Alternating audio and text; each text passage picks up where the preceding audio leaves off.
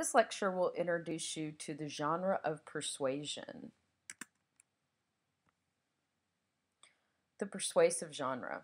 So first, let's look at the rhetorical situation of the genre of persuasion.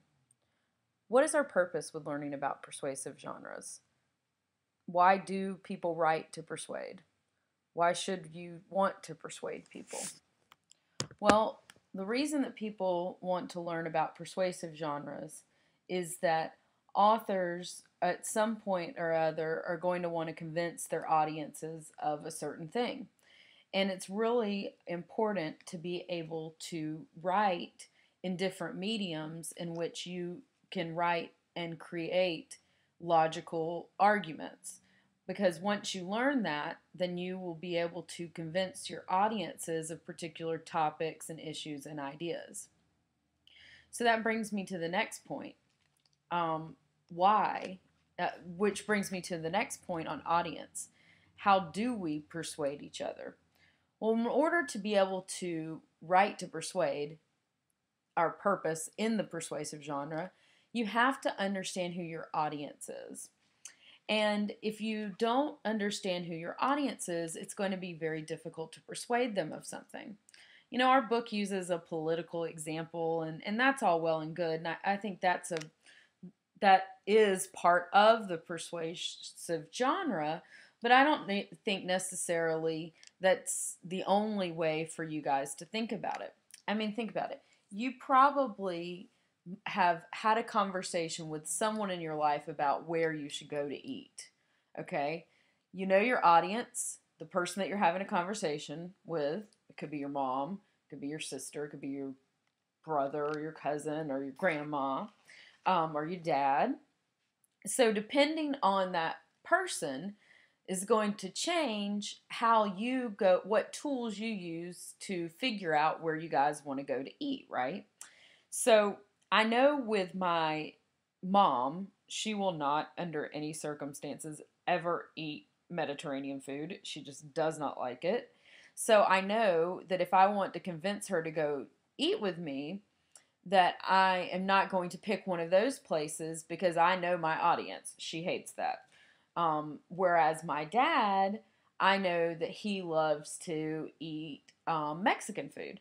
So I know that if I'm going to ask my dad, try to convince my dad to go grab some lunch with me, then I'm going to suggest a Mexican restaurant because I'm going to be using those tools of persuasion in order to convince him of to go to lunch with me. So it's really important that you understand your audience and before you can become good at persuasion. So when we talk about the persuasive genre, we're definitely and most certainly in this unit going to be talking about how authors in different mediums, and that can be text, it can be visual, it can be audio, how they use certain tools of persuasion, those rhetorical appeals that we talked about in the last unit of ethos, logos, and pathos in order to persuade their audience of a certain purpose. Okay, so is this all sounding familiar again? That rhetorical triangle, understanding the relationship between the audience, the purpose, and the text or the medium of how you're going to use that. And the way to get to make these connections is by using the appeals. Okay. So let's look again at the rhetorical appeals. Here's a refresher on the rhetorical appeals. Just to give you a little bit of background, and you don't have to memorize this part, but this comes from Aristotle, from ancient Greece.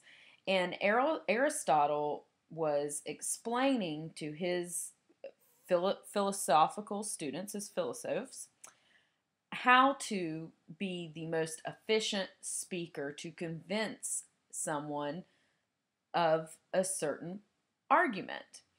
And he determined that the speaker would use 3 different types of appeals in order to write a solid argument. And modern rhetoricians use these appeals now today in the context of writing and videos or documentaries or websites. Whereas Aristotle, YouTube didn't exist in ancient Greece, but everything was going to be oral instead of written down. But the same things that Aristotle thought of those thousands of years ago still make the most persuasive arguments.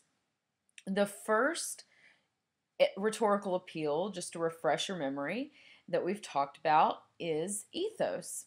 And ethos is about the author's credibility, their authority, or their trustworthiness. So it's really about appealing to the audience's sense of authority. For example, if you've seen a prescription drug commercial, there's a reason why a doctor is going to appear in that commercial. Why do you think a doctor would appear? Well, a doctor represents a person in our society that has studied the science of the body and health for many years.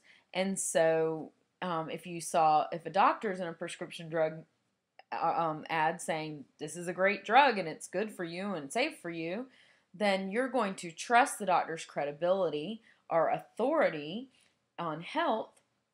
And so therefore, you're going to think that he's credible. And this is going to be important later too when we talk about identifying credible sources, looking at the ethos. Who made this source? Where did it come from? Is it a credible source? And it's not just about doctors or lawyers or people that are thought of as, higher in society. Credibility changes based on the audience. For instance, if you think about something like, I don't know, Justin Bieber and Proactive, who is the audience for pimple cream? Prepubescent girls, right? And boys too, I guess. So while for me, Justin Bieber would never be an authority of anything, for girls of that age, they do see him as someone that's credible, trustworthy, and cool. And so that plays on their sense of who the authority is. So the ethos your credibility can change based on who your audience is. And that's same for all of the appeals. The next appeal is pathos, and that appeals to your emotions or your values. A good example is that the dogs in cages in the ASPCA commercials, where that the one-eyed little dog, and the sad music's playing in the background. I would play it for you guys, but I'd get too sad watching it. The author is appealing to your sense of emotion to get you, the audience, to go and donate. It's trying to convince you to go of their purpose to garner more donations for the ASPCA. And then the final rhetorical appeal is logos, and that is appeal to your sense of logic and facts. And another good example of that in advertisements is something like at the end of a car commercial where they say it gets this many miles per gallon, this many horsepower, it's won these awards. They're giving you the logical, laid out facts in order to convince you that to make the final pitch. Now, I picked 3 different examples for ethos, pathos, and logos here. But that does not mean that a doctor cannot represent pathos or logos, okay? Doesn't mean a doctor has to always be credibility.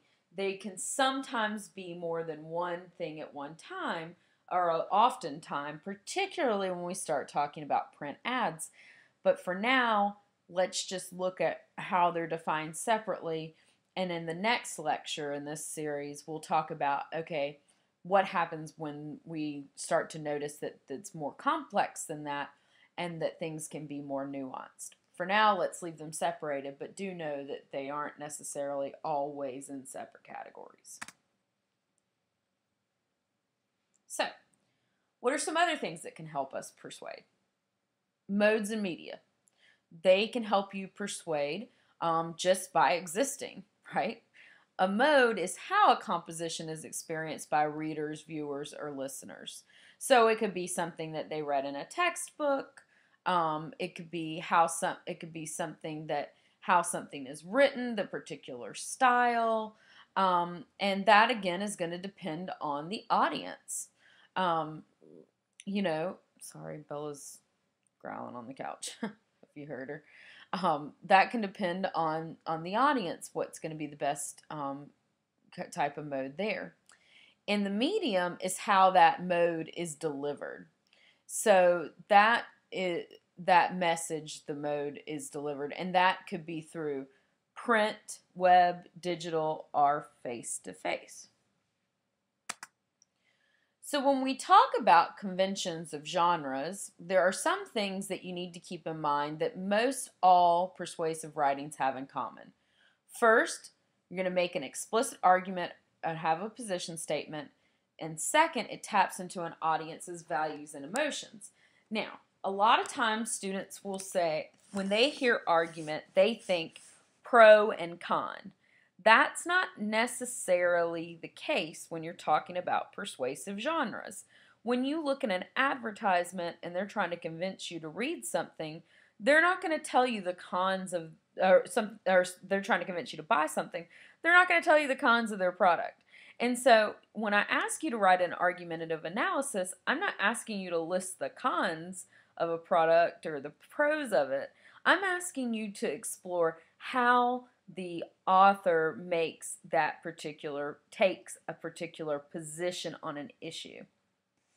And the second thing is that a good persuasive writing taps into an audience's values and emotions, because while it's important to have a clear argument and it's important to have logic, when you can make that connection with the audience is when you're going to have the strongest types of persuasive arguments. There are some other conventions of persuasive genre that can help you. Style. Style can help you persuade by how it's organized, by the textual style. If you're talking about like your textbook, it could be how it's organized. It could be how things are repeated. Visual style. Again, that could have to do with organization, like how things are laid out in a video or on a piece of print ad. The different color choices. I mean, goodness gracious, Target is the same as Walmart, but they have been able to persuade their audiences that they're different based on some style choices. You know, the way that the place is laid out, the different colors that they use as opposed to Walmart. But bottom line, prices, and I mean, you could argue about like the kind of clothes and stuff they have, but for the most part, they're a discount store. So they've picked some particular style choices, like having the brighter lights, having the very modern, sleek kind of finishes on their shelving, in order to persuade their audience of, I'm definitely in that demographic, man. I can't go in there without losing all my paycheck. Trying to persuade that demographic of Target shoppers that, yes, you're getting a good deal, but it's nicer than the other discount places. So it's not just in writing that these persuasive genres are important. This happens in your everyday life, right? If you want to go for a job interview, who do you think's going to get hired in a lawyer's office? Do you think it's going to be the guy that comes in and he's dirty and has no resume and his hair's shaggy and a mess and he's got flip-flops and shorts on? Or do you think the guy that comes in the suit and that's well prepared, has a resume, is confident, is taking a shower? Those choices, that organization, that put togetherness that style is going to help persuade someone to hire them. So these types of things that we're talking about, not just with style, but with ethos, pathos, and logos, as we're talking about these things, those things, all of these things affect not only the text, but the entire world around you. Think about the football stadium. If you were to go to Williams-Brice, there are certain ways about the way Williams-Brice is set up to make an argument to the opposing team and to the fans of Carolina about what the University of South Carolina stands for. If you ever go to a football game, look around and shoot me an email explaining to me the ethos, pathos, and logos of Williams-Brice Stadium, and I'll give you a couple of extra credit points. Sometimes when we are talking about persuasive genres and we're talking about more of the written stuff, we can also have what are called hybrid text. And that's a combination when you have textual and visual. And it could also include audio in some cases. And so that might be like that ASPCA commercial with the one-eyed dog in the cage. All the while they're showing you the picture of the dog playing the sad song. They also are telling you every minute 1 billion zillion puppies, gets hit with a rod. I don't know. I really hope that doesn't happen. I love puppies. But when they're making those combinations of things, that's what we call, a good definition there is a hybrid text. So another convention of the persuasive genre is design, and this goes along with that style that I was talking about. And again, those choices are going to be determined by the rhetorical situation in textual and visual mediums. Mode will also influence choices. You need to know if it's going to be a digital resource or if it's going to be a print resource. If I were to tell you to bring something into my office or bring something into class, your first assumption would be that it would be something that was printed out and brought in, though I do have people bring digital things in, but that might be your first assumption. And that would also influence the choices that you made. If you thought that you would be able to bring your tablet in and show me something, you might make a presentation on Prezi. If you didn't know you were going to have that to give me a presentation, you might bring a handout. So that's going to influence your choices. So the takeaway is always think about who is the audience, who is the author, and what is the purpose. Okay? Once you identify those three things in something you're reading, viewing, listening to, observing, then you will be able to understand the tools of persuade. Then you'll be able to start to unlock some of the tools of persuasion that audience is using. Okay? When you are the author, in order to create your own persuasive genre mode, you will need to understand what your purpose is in creating that and who your audience is before you can do it successfully. So we're looking at these things, just to recap, in two different ways. One is how other people do it, and then the other is how you're going to do it. So sources. What research should you draw on to persuade others? When we talk about persuasive genres and we're talking about writing arguments, especially in the more traditional textual type documents, newspaper article, a political speech, or a college essay, then it's going to be important that you use, whenever you make a claim, that you have evidence to back up that claim, like the Little DK handbook talks about. So in order for you to use that evidence, you'll need to consider the ethos, pathos, and logos when you're choosing the source. You have to consider a source's credibility, the authority.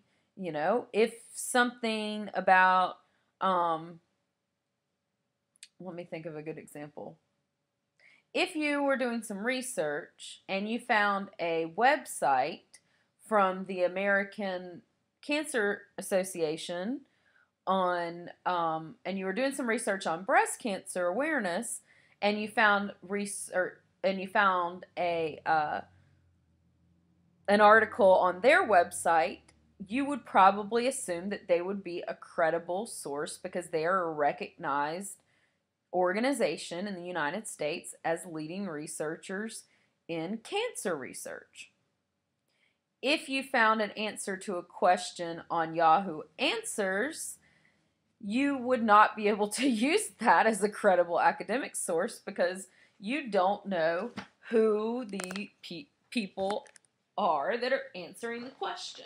Even if underneath their name they list that what makes them an expert, that doesn't mean that they're telling the truth, okay? Same thing with pathos. You know, if you want to pick a good source from the American Cancer Association, you'd probably want to pick a fact that would make your audience feel a particular emotion. You know, quitting smoking reduces your risk of your baby being born with low birth weight. If you're writing an article to expectant mothers about quitting smoking, that if they thought that their baby was going to be harmed, that would play on their emotion, and so that would be the fact you might want to pick over another fact about quitting smoking that's unrelated to that particular audience. And that's one of those examples I was taught that is not only an emotional fact, but it's also a logical fact, right? If you were to find this fake source that I'm making up on the American Cancer Society's website, that would also be utilizing logos to pick something logical that has good, clear evidence and claims when choosing the source and considering that source.